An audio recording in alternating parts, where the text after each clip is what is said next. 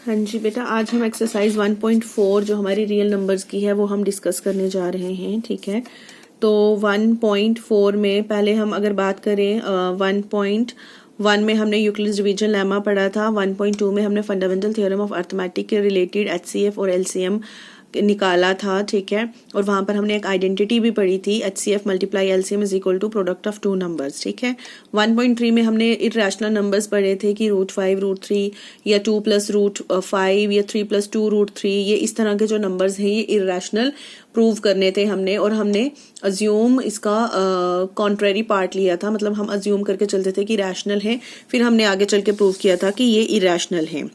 तो आज 1.4 में जो हम करेंगे उसमें ये बहुत ही सिंपल है, एग्जामिनेशन पॉइंट ऑफ व्यू से इतनी ज़्यादा इंपॉर्टेंट नहीं है। इसका आपको 1 मार्क का क्वेश्चन MCQs में आ सकता है। ठीक है, अदरवाइज जो हमने 1.2 की है, 1.1 की है और 1.3 की है, उसमें आपको 2 नंबर या 4 नंबर का क्वेश्चन आराम से आएगा। ठीक है, तो इसमें भी आपको टर्मिनेटिंग नॉन टर्मिनेटिंग का थोड़ा सा कंसेप्ट क्लियर होना चाहिए, क्योंकि 1 नंबर का क्वेश्चन आराम से यहाँ से बनता है आपका इस एक्सरसाइज में। ठीक है बच्चे, अब देखो सबसे पहले आपको 2 टर्म्स क्लियर होनी चाहिए कि टर्मिनेटिंग और नॉन टर्मिनेटिंग क्या होती है। टर्मिनेटिंग होती है बच्चे जो थोड़ी देर के बाद हम जैसे डेसिमल प्लेसेस के बाद ना खत्म हो जाती है। ठीक है, फॉर एग्जांपल जैसे 1.2 है तो 12 डिवाइडेड बाय हम 10 करेंगे तो ये हो सकता है थोड़ी देर के बाद हमारी खत्म हो जाए जब, तो इसलिए ये टर्मिनेटिंग है, हमारी रैशनल नंबर है टर्मिनेटिंग। इस तरह 1.7 हो गया, 2.32 हो गया, तो इस तरह के कुछ। अब नॉन टर्मिनेटिंग हो गया जो कभी भी फिनिश नहीं होती है, जिनका एंड नहीं होता है, जैसे अगर 1.31 31 31 31 31 31 ये चलता रहेगा, कहाँ तक चल रहा है, कब तक चल रहा है, हमें कोई आइडिया नहीं है। तो इस तरह के जो नंबर होते हैं ये हमारे होते हैं नॉन टर्मिनेटिंग। ठीक है, तो जब टर्मिनेटिंग है हमें कैसे पता चलेगा कि कोई नंबर टर्मिनेटिंग है? अगर हमारा कोई जो डिनोमिनेटर है, डिनोमिनेटर में 2 की पावर n बन रही है या 5 की पावर m बन रही है, यहाँ n और m कोई पॉजिटिव इंटीजर्स होंगे, ठीक है, या 2 की पावर n और 5 की पावर m दोनों ही बन रहे हैं, तो उस केस में डिनोमिनेटर में हम बोलेंगे कि जो नंबर है वो हमारा टर्मिनेटिंग है।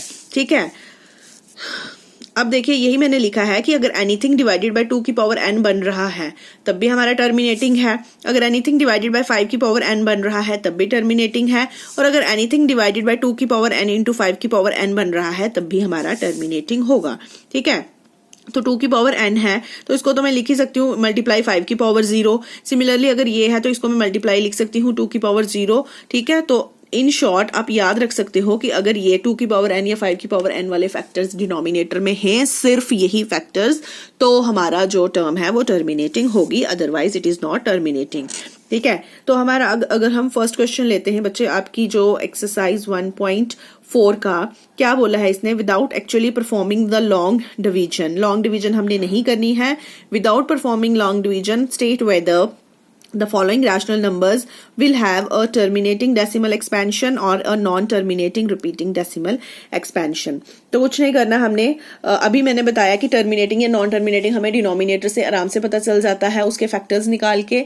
ठीक है, तो यहाँ पर डिनोमिनेटर है 3125, तो 3125 के देखो मैंने ये फैक्टर्स निकाल लिए, तो ये कितने बने 1 2 3 4 5, 5 की पावर 5, तो ये बन गया 5 की पावर 5। तो मैंने अभी आपको बताया था कि डिनोमिनेटर में 2 की पावर समथिंग हो या 5 की पावर समथिंग हो तो वो टर्मिनेटिंग होता है। इसको ऐसे लिख सकते हैं, या कई बुक्स पे आपको ऐसे भी दिखेगा कि इन्होंने 13 5 की पावर n और 2 की पावर 0, 2 की पावर 0 इज इक्वल टू 1 ही होता है, तो इट मीन्स ये जो है ये हमारा टर्मिनेटिंग है। सिमिलरली 17/8 अगर हम बात करें तो 8 के भी अगर हम फैक्टर्स लेते हैं तो 2 की पावर क्यूब, तो अभी हमने पढ़ा है कि 2 की पावर n होगा डिनोमिनेटर में, तब भी वो क्या होगा, टर्मिनेटिंग होगा। अब देखिए नेक्स्ट अगर मैं ले लूं 64/455, तो इसके जब मैंने फैक्टर्स निकाले तो देखो ये 5 7 13, अब देखो 5 तो है यहाँ पर लेकिन इसके साथ 7 भी है 13 भी है, तो जब मैंने बोला था टर्मिनेटिंग होगा सिर्फ या तो 2 की पावर होनी चाहिए या 5 की पावर होनी चाहिए या 2 and 5 की पावर होनी चाहिए, उसके अलावा कुछ और फैक्टर्स नहीं होने चाहिए, तो इसका मतलब दिस इज नॉन टर्मिनेटिंग। ठीक है, तो आई होप मुझे ज्यादा करवाने की जरूरत नहीं है क्योंकि ये बहुत ही इजी है, आप लोग खुद भी कर सकते हो। सिमिलरली ये क्वेश्चन है गिवन है, देखो 129 डिवाइडेड बाय 2 की पावर 2, 5 की पावर 7, 7 की पावर 5। तो बच्चे यहाँ पर कंफ्यूज हो जाते हैं कि 2 की पावर भी है 5 की पावर भी है तो टर्मिनेटिंग लिख के आ जाएंगे, नहीं, ये देखो एक्स्ट्रा है, एक्स्ट्रा कुछ भी नहीं होना चाहिए, यहाँ ये एक्स्ट्रा है तो इसका मतलब दिस इज नॉन टर्मिनेटिंग। ठीक है। सिमिलरली 6/15 देखो इसके फैक्टर्स आ जाएंगे 5 इंटू 3, 5 तो ठीक था लेकिन 3 एक्स्ट्रा है, अगेन नॉन टर्मिनेटिंग। अब ये 23 डिवाइडेड बाय 2 की पावर 3, 5 की पावर 2, 2 है 3 है, दोनों की पावर्स हैं, एक्स्ट्रा कुछ भी नहीं है, तो दिस इज टर्मिनेटिंग। तो इस तरीके से बेटा आपने क्वेश्चन नंबर 1 करना है। अगर एक नंबर का इसमें से कुछ आ जाता है एमसीक्यू तो you will be able to solve it. ठीक है, अब क्वेश्चन नंबर 2 देखेंगे। Write down the decimal expansion of those rational numbers in question number 1 above which have terminating decimal expansions। कुछ नहीं करना हमने, उन्होंने बोला है आपने अभी क्वेश्चन नंबर 1 निकाला, क्वेश्चन नंबर 1 में आपने बता दिया कि टर्मिनेटिंग कौन है और नॉन टर्मिनेटिंग कौन है। तो उन्होंने बोला जो टर्मिनेटिंग वाले हैं उनको आपने उठाना है, उनको यहाँ पर क्वेश्चन बनाना है और उनकी क्या निकालनी है, डेसिमल एक्सपेंशन आपने निकालनी है, डिवाइड करना है। तो देखो जैसे 17/8 था तो सिंपल डिवाइड करना है, 17 को 8 से डिवाइड कर दिया, 8 2 जा 16, 1 आया, पॉइंट लगाया, 0 लगाया, 8 1 जा 8, 2 आ गया, 0 लगा गया, 8 2 जा 16, 4 आ गया, 0 लगा दिया, 8 5 जा 40। तो इसकी डेसिमल एक्सपेंशन क्या हो जाएगी, 2.125। ये टर्मिनेटिंग है ना, टर्मिनेटिंग वाले कौन से होते हैं, जो थोड़ी देर के बाद खत्म हो जाते हैं पॉइंट के बाद, मतलब उनका रिमाइंडर 0 आ जाता है। तो इसीलिए उसने बोला है टर्मिनेटिंग वालों की डेसिमल एक्सपेंशन निकालो। तो इसी तरीके से बेटा जो आपके जितने भी यहाँ फर्स्ट क्वेश्चन में टर्मिनेटिंग वाले निकले हैं उनको लेके आप सिंपल डिवाइड कर दोगे और बताना है कि कहाँ पर वो उसका रिमाइंडर 0 आता है, वहां तक आपने डिवाइड करना है और यहाँ पर आंसर लिख देना है। ठीक है, एक मेथड और मैं इसका इजी आपको बता देती हूँ। ठीक है, इजी मेथड क्या होता है इसका, एक तो वो हो गया डिवाइड करने का मेथड। अब जैसे ये है 13/3125, इधर आपको पॉइंट ले लेके डिवाइड करना पड़ेगा। अगर नहीं भी करना तो एक मेथड और है, जैसे अभी हमने इसके फैक्टर निकाले थे 5 की पावर 5। ठीक है, अब हमें पता है अगर 5 की पावर 5 तो है, अगर यहाँ पर 2 की पावर 5 आ जाए तो नीचे मेरा बन जाएगा 10 की पावर 5 और मैं आराम से यहाँ पर फिर काउंट करके डेसिमल लगा सकती हूँ सीधा। ठीक है, तो यहां पर 2 की पावर 5 लाने के लिए मुझे क्या करना पड़ेगा, मल्टीप्लाई और डिवाइड। ठीक है, मैथ्स में कभी भी हम अकेला डिनोमिनेटर में कुछ नहीं दे सकते। अगर डिनोमिनेटर में हमने कुछ मल्टीप्लाई करना है तो न्यूमिनेटर में भी सेम चीज करनी पड़ेगी। तो मैंने क्या कर दिया, मल्टीप्लाई और डिवाइड कर दिया, 2 की पावर 5, 2 की पावर 5। देखो अगर मैं इन दोनों को काटूंगी तो फिर से यही आंसर आ जाएगा ना, ये क्वेश्चन को नहीं इफेक्ट कर रहा है, इसीलिए हम ऐसा यहाँ पर कर सकते हैं। ठीक है, अब 2 की पावर 5, 2 2 जा 4, 4 2 जा 8, 8 2 जा 16, 16 2 जा 32। तो यहाँ पर आ जाएगा 32 मल्टीप्लाई बाय 13।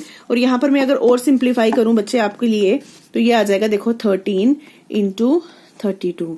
ठीक है, और ये 5 है, ये 2 है, पावर सेम है ना, तो पावर सेम है तो मैं इसको ऐसे लिख सकती हूँ 5 मल्टीप्लाई 2 और बाहर आ जाएगा 5। तो अब ये आ जाएगा 5 2 जा 10, 10 की पावर 5।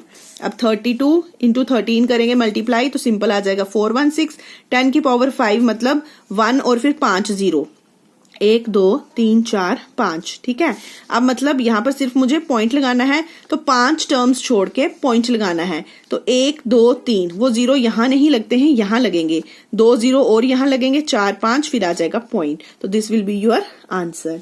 तो अगर मैं पिछला क्वेश्चन बात करूं, ये वाले क्वेश्चन की बात करूं बच्चे, तो इसको भी अगर आपने इस मेथड से नहीं करना है, डिवीजन में प्रॉब्लम है, तो इसको भी हम ऐसे कर लिख सकते हैं। एक मिनट, प्रॉब्लम हो रही है ना, फोन नहीं पकड़ा जाता हाथ से मेरे को, एक सेकेंड। 17, 2 2 जा 4, 4 2 जा 8, 3 आ गया। अब मुझे नीचे 10 बनाना है, 10 बनाना है तो बेटा मैं इसको दे सकती हूँ 5, 5 की पावर भी सेम देनी पड़ेगी, और मैंने नीचे मल्टीप्लाई किया तो ऊपर भी मुझे मल्टीप्लाई करना पड़ेगा। ठीक है, अब 17 मल्टीप्लाई 5 जा 25, 25 5 जा यहाँ पर कर लो, 25 5 जा 5 5 जा 25, 5 2 जा 10, 11 12 125। ठीक है, नीचे क्या आ जाएगा, 5 2 जा 10 की पावर 3।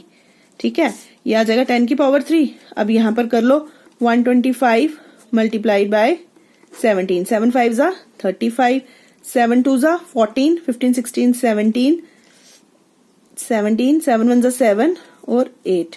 ठीक है, 1 5 जा 5, 1 2 जा 2, 1 1 जा 1। ठीक है, ये आ जाएगा 5 7 8 9 10 11 12, यहाँ पर 1 कैरी 9 10 11 और यहाँ पर 1 carry 2।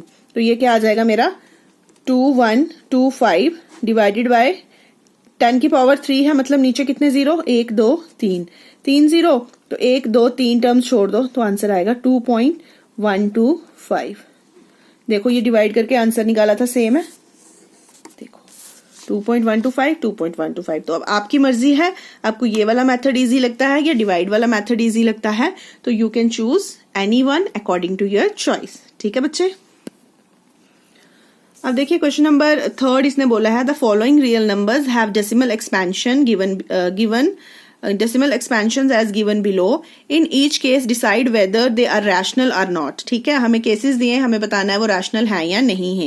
If they are rational and of the form p by q, अगर वो रैशनल है तो क्या वो p upon q वाली फॉर्म ही है या p upon q वाली फॉर्म नहीं है रैशनल में। What can you say